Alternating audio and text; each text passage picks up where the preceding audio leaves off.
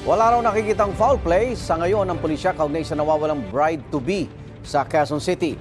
At sa patuloy na CCTV backtracking ng mga otoridad, may nakuha silang footage sa Commonwealth Avenue.